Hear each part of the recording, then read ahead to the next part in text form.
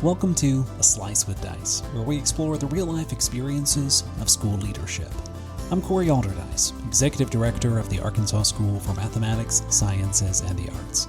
I'm a seasoned school administrator of specialized programs and will share personal reflections, lessons learned, and insights from the ever-evolving world of education. Whether you're a teacher, leader, parent, or simply passionate about schools, join me as we dive into the challenges and triumphs of guiding schools and shaping our communities. Here's this week's thought. As we inch closer to the holiday season, a time filled with gatherings, parties, and social invites, I want to have a heart-to-heart about something we've all struggled with, at least at times: saying no to invitations. For many of us, the thought of declining an invitation fills us with anxiety. It could be something as small as an after-work gathering or as big as joining the board of a local nonprofit organization. We worry about offending the host or damaging our relationships, but here's the thing. Those fears are often way overblown. A recent study by Julian, Givi, and Colleen Kirk sheds light on this common dilemma. Their research, published in the Journal of Personality and Social Psychology, explores why declining an invitation feels so difficult and why those fears may ultimately be unnecessary. Spoiler alert, it turns out we're much harder on ourselves than anyone else. Let's break this down. You've been there before. A friend invites you to dinner or a holiday party. You've already had a long week, and all you want is a quiet evening at home. But instead of politely declining, you reluctantly say yes because you're afraid of what they might think. Will they be upset? Will they feel like you don't value their friendship? According to Givi and Kirk's study, this is exactly where most of us get it wrong. The researchers found that people tend to overestimate the negative reaction they'll get when they decline an invitation. You might think the host will be angry or disappointed, but chances are they'll understand. In one of the studies, participants imagined declining a friend's invitation and predicted how upset the inviter would feel. Then they compared those predictions to how actual host felt when turned down. The results?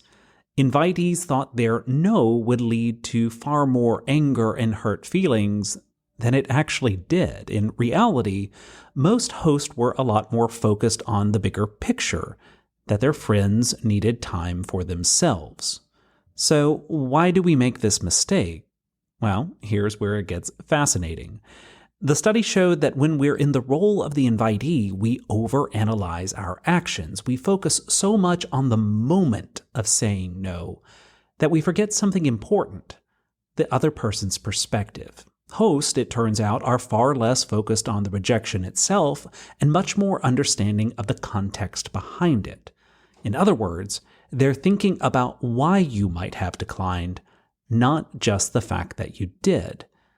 This ties into a psychological concept known as perspective-taking bias. When you're declining an invitation, you're consumed by your own thoughts. How will this come across? What if they're offended? Meanwhile, the host is thinking, maybe they're busy, maybe they need a night off. You see the situation through a microscope. They see it with a wide-angle lens. And here's a comforting takeaway. Many people have been on both sides of this equation. They know what it's like to feel overwhelmed and need a break, or to not have the social bandwidth. More often than not, they'll empathize with your situation rather than judge you for it. So let's get to the heart of it. What happens to relationships when we do say no? Are we, in fact, putting our friendships at risk? The study addressed this too. Participants worried that declining an invitation would harm their relationships, that it might lead to fewer invites in the future. But again, the data tells us a different story. Most people continue to extend invitations to friends even after being turned down. In fact, the study found that hosts are far less likely to take a single no as a personal affront than invitees assume. Think about it. How often have you stopped inviting someone just because they couldn't make it once or maybe twice? Probably not often, right? Relationships aren't built or broken on one RSVP. This, again, is especially important to remember during the holidays. It's a busy time for everyone, and hosts are often juggling their own packed schedules. They know you are too. A polite and understanding declination isn't going to make or break your friendship.